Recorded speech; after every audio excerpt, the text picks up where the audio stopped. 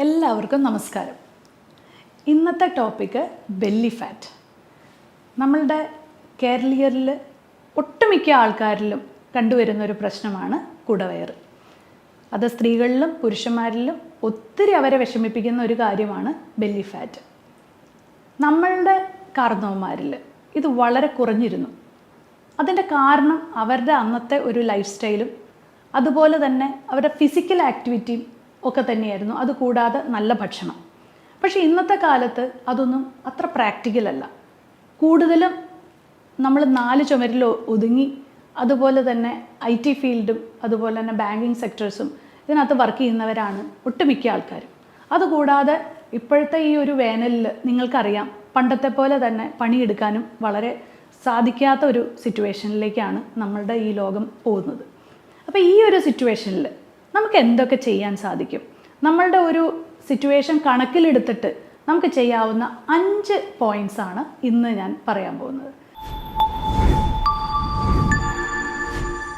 ഞാൻ doctor Akhila Vinod, wellness OP centre, Yogashram, Palarivattom. യോഗാശ്രമിലേക്ക് വരുന്ന പുരുഷന്മാരായിക്കോട്ടെ സ്ത്രീകളായിക്കോട്ടെ, അവർ പറയുന്ന ഒരു പ്രശ്നം, എൻ്റെ അപ്പർ ബോഡിയും അതുപോലെ തന്നെ കാലിലൊന്നും എനിക്കൊരു പ്രശ്നമില്ല, പക്ഷേ എൻ്റെ കുടവയറ് മാത്രമാണ് എൻ്റെ ഒരു പ്രശ്നം.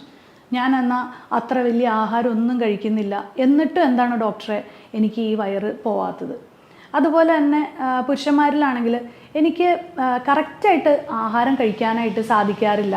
കാരണം ഞാൻ ഈ പുറത്തിറങ്ങിയിട്ടുള്ള ഇതായതുകൊണ്ട് എനിക്ക് ഒരു ഇറഗുലറായിട്ടുള്ള ഒരു ഫുഡ് ടൈമിങ്സ് ആണ് എനിക്ക്. പക്ഷേ എന്നാലും ഞാൻ കഴിക്കുമ്പോൾ ഒരു ഇത്ര ചോറേ ഞാൻ കഴിക്കാറുള്ളൂ, എന്നാലും എനിക്ക് കുടവയറാണ്. വേറൊരു വിഭാഗക്കാർ പറയും, ഞാൻ എത്ര എക്സസൈസ് ചെയ്തിട്ടും എൻ്റെ ബോഡി മൊത്തമായിട്ട് ചുരുങ്ങുന്നതല്ലാതെ എൻ്റെ കുടവയറ് പോകുന്നില്ല. അങ്ങനെ പല പല കംപ്ലയിൻറ്റ്സ്. അതുപോലെ തന്നെ ഈ പ്രഗ്നൻസി കഴിഞ്ഞിട്ട് എൻ്റെ വയറ് മാത്രം ചുരുങ്ങുന്നില്ല എന്നൊക്കെ പറഞ്ഞിട്ട് പല ലേഡീസും പറയാറുണ്ട്. ഇപ്പോൾ ഇതൊക്കെയാണ് കോമൺ ആയിട്ട് നമുക്ക് വരുന്നൊരു ഇഷ്യൂസ് അല്ലെങ്കിൽ അവരുടെ പ്രോബ്ലം എന്ന് പറയുന്നത്. അപ്പം നിങ്ങൾ എക്സസൈസ് എന്ന് പറയുന്നതിന് ഇത് വളരെ ഇമ്പോർട്ടൻ്റ് ആണെങ്കിൽ കൂടി നമുക്ക് വീട്ടിൽ ചെയ്യാവുന്ന കുറച്ച് 5 കാര്യങ്ങളെ പറ്റിയാണ് ഞാൻ ഇന്ന് വിശദീകരിക്കാൻ പോകുന്നത്. അതിനകത്ത് ആദ്യത്തെ പോയിന്റ് എന്ന് പറയുന്നത് ആപ്പിൾ സിഡർ വിനെഗറിൻ്റെ ഉപയോഗമാണ്. ആപ്പിൾ സിഡർ വിനെഗർ എന്ന് പറയുന്ന ഒരു പാനീയം ഈ ബെല്ലി ഫാറ്റ് മൂലം നമുക്ക് പലപ്പോഴും പല ആൾക്കാരിലും ബെല്ലി ഫാറ്റ് വരുമ്പോൾ തന്നെ നമ്മൾ ഫാറ്റി ലിവർ ചെക്ക് ചെയ്യാൻ പറയാറുണ്ട്. ഈ ഫാറ്റി ലിവർ ചെക്ക് ചെയ്യുമ്പോൾ മിക്കപ്പോഴും അവരിൽ കാണുന്ന ഗ്രേഡ് 1 ഫാറ്റി ലിവർ കാണാറുണ്ട്. അപ്പോൾ അവർ പറയും, ദൈവമേ ഞാൻ ഒട്ടും പ്രതീക്ഷിച്ചില്ല എനിക്ക് ഫാറ്റി ലിവർ ഉണ്ടാവുന്ന, അവരാകെ ഭയങ്കര ഭയമാവും. അപ്പം നമ്മളത് നോക്കുമ്പോഴത്തേക്കും നമുക്ക് മനസ്സിലാവും അവരുടെ കാർബോഹൈഡ്രേറ്റ്. അവർ രാവിലെ പറയും ഞാൻ ഇഡ്ഡലി ദോശയാണ് കഴിച്ചത്, ഉച്ചയ്ക്ക് ചോദിക്കുമ്പോൾ ചോറാണ് കഴിച്ചത്, വൈകുന്നേരം ചപ്പാത്തി. അപ്പോൾ ഈ 3 നേരവും കാർബോഹൈഡ്രേറ്റ് തന്നെയാണ്. അതിൻ്റെ ഇടയിൽ പഴബോളി, പരിപ്പോട, ഇങ്ങനെയുള്ള ചായയുടെ പലഹാരങ്ങളും. അപ്പോൾ ഈ 4 സമയവും നിങ്ങൾ കഴിക്കുന്ന അമിതമായ കാർബോഹൈഡ്രേറ്റ്സ് കൊണ്ട് തന്നെ നിങ്ങൾക്ക് ഫാറ്റി ലിവറും അതുപോലെ തന്നെ ഒരു പ്രീ ഡയബറ്റിക് ആയിട്ടുള്ള ഒരു കണ്ടീഷനും വരാം. മിക്കവരിലും തന്നെ അമിതമായ, അതായത് ഭയങ്കര വലിയ സൈസുള്ള ബെല്ലി ഫാറ്റ് ഉള്ളവരിൽ മിക്കപ്പോഴും തന്നെ കണ്ടുവരുന്നത് ഈ ഒരു ബെല്ലി ഫാറ്റ് കാണാനുള്ള ഇടയായിട്ടുള്ളവർക്കൊക്കെ തന്നെ നമ്മൾ ചെക്ക് ചെയ്ത് കഴിഞ്ഞാൽ അവരൊരു ഡയബറ്റിക്കിൻ്റെ ബോർഡർ ലൈനിലായിരിക്കും. അപ്പം നമ്മൾക്ക് ആദ്യം ചെയ്യേണ്ടതെന്ന് വെച്ചാൽ ആപ്പിൾ സിഡർ വിനെഗർ നിങ്ങൾ സ്ഥിരമായിട്ട് നിങ്ങളുടെ ഫുഡിൽ ഉൾപ്പെടുത്തുക എന്നുള്ളതാണ്. അപ്പോൾ എത്ര കഴിക്കണം, എങ്ങനെ കഴിക്കണം? ആദ്യം തന്നെ ഒരു apple cider vinegar, virgin apple cider vinegar നിങ്ങൾ നല്ല ക്വാളിറ്റി ഉള്ളത് നോക്കി മേടിക്കുക. പൈസ കുറഞ്ഞ ആപ്പിൾ സിഡർ വിനെഗറുകൾ മേടിക്കാതിരിക്കുക. നല്ല ക്വാളിറ്റിയുള്ള പൈസ കൂടിയ ആപ്പിൾ സിഡർ വിനെഗർ മേടിച്ചു കഴിഞ്ഞാൽ അത്രയും തന്നെ ഫലവും കിട്ടും. അത് പ്ലാസ്റ്റിക് കണ്ടെയ്നേഴ്സിൽ അല്ലാതെ ഗ്ലാസ് ബോട്ടിലിൽ വരുന്ന ആപ്പിൾ സിഡർ വിനെഗർ കഴിക്കാനായിട്ട് ശ്രമിക്കുക. അത് നമ്മൾ ഒരു ഗ്ലാസ് വെള്ളത്തിൽ ഒരു വലിയ table spoon apple cider vinegar ഒഴിക്കുക. അതിനുശേഷം 30 മിനിറ്റ്, ആഹാരത്തിന് 30 മിനിറ്റ് മുമ്പ് ഒരു അപ്പറ്റൈസർ പോലെ ഈ ആപ്പിൾ സിഡർ വിനെഗർ കുടിക്കുക. ഇത് എല്ലാ ദിവസവും കുടിക്കുക. അത് 1 മാസം നിങ്ങൾ ശീലിക്കുക. പിന്നെ ഒരൊറ്റൊരു പ്രോബ്ലം ഇതിനകത്തുണ്ട്. കാരണം ഈ ആപ്പിൾ സിഡർ വിനെഗർ കുറച്ച് അസിഡിക് ആയതുകൊണ്ട് തന്നെ പല്ലിൻ്റെ ഇനാമലിന് കുറച്ച് പ്രോബ്ലം വരാൻ സാധ്യതയുള്ളതിനാൽ നിങ്ങളൊരു സ്ട്രോ വെച്ച് കുടിക്കാനായിട്ട് ശ്രമിക്കുക. അപ്പോൾ നിങ്ങൾക്ക് എല്ലാവർക്കും ഈ ഫസ്റ്റ് ടിപ്പ് മനസ്സിലായല്ലോ.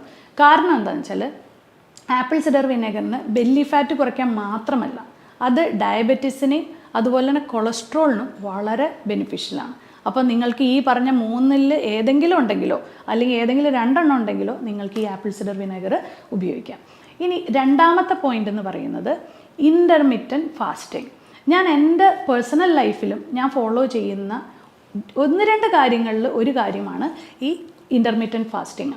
അതുകൊണ്ട് തന്നെ ബെല്ലി ഫാറ്റ് ഇല്ലാതിരിക്കാനായിട്ട് എനിക്ക് സാധിക്കാറുണ്ട്.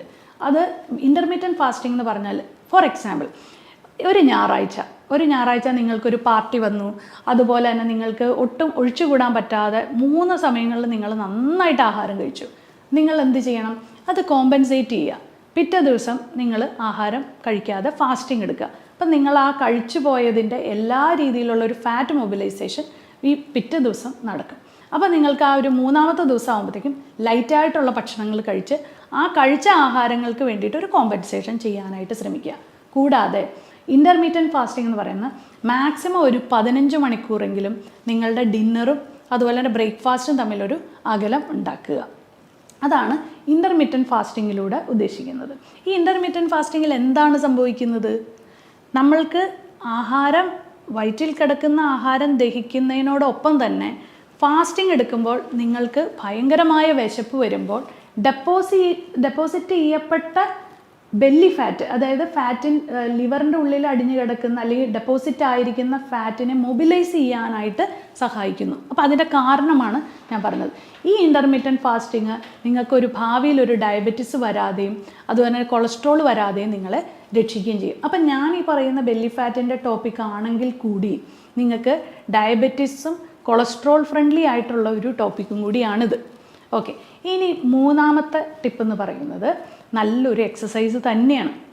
എക്സസൈസ് ചെയ്യാന്ന് പറയുമ്പോഴത്തേക്കും എല്ലാവരും മിക്കവരും ഫോളോ ചെയ്യാത്തൊരു കാര്യം എന്ന് വെച്ചാൽ അവരെന്തെങ്കിലും ഒരു ലൈറ്റായിട്ടുള്ള സ്നാക്ക് കഴിച്ചിട്ട് എക്സസൈസ് ചെയ്യുന്നവരാണ്. പക്ഷേ ഈ ബെല്ലി ഫാറ്റ് ഉള്ളവർ ശ്രദ്ധിക്കേണ്ട ഒരു കാര്യം, നിങ്ങൾ ഇൻ്റർമീഡിയറ്റ് ഫാസ്റ്റിംഗ്, ഫോർ എക്സാമ്പിൾ നിങ്ങൾ ഇന്നലെ രാത്രി ഒരു 7:30 ഭക്ഷണം കഴിച്ചു. അത് കഴിഞ്ഞ് ഇന്ന് നിങ്ങളൊരു ശ്രമിക്കുക, നിങ്ങളൊരു 11-12 മണി ആകുമ്പോഴത്തേക്കും കഴിക്കാൻ ശ്രമിക്കുക പിറ്റേ ദിവസം.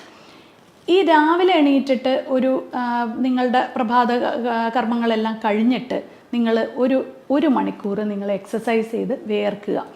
അപ്പം നിങ്ങൾക്ക് 2 ഗുണം.